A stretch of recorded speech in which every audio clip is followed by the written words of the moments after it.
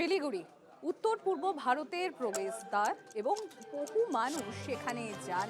রীতিমতো পর্যটন ক্ষেত্রও বলা যেতে পারে, বা উত্তর পূর্ব ভারতে ঘুরতে যাওয়ার জন্য এই শিলিগুড়ি হচ্ছে একটা স্টেশন, হল স্টেশন বা স্টপ গ্যাপ আমরা বলতে পারি। রাজ্যে দুটো বড় অগ্নিকাণ্ড হয়ে গেল, 18 জনের প্রাণ কেড়ে নিল সেই বড় দুটো অগ্নিকাণ্ড, কিন্তু তারপরেও প্রশাসন রীতিমতো শীত ঘুমে।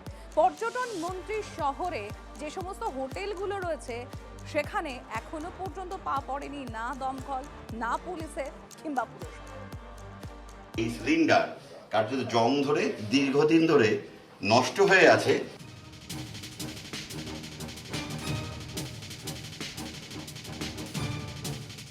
হাত বাড়ালেই বেনিয়ম, আগুন নেভানোর যন্ত্র নামেই।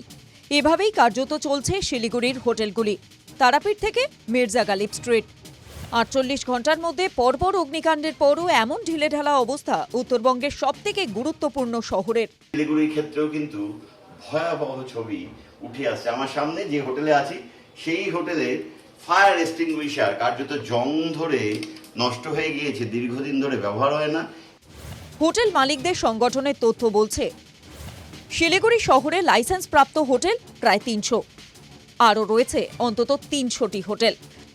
2015 সালে শিলিগুড়ির প্রধান নগরে হোটেলে আগুন লেগে মৃত্যু হয়েছিল 2 পর্যটকের। তারপরও পরিস্থিতি নাকি সেই তিমিরেই। জোড়া অগ্নিকাণ্ড থেকে শিক্ষা নিয়েও অভিযানে নামেনি পুরসভা বা দমকল।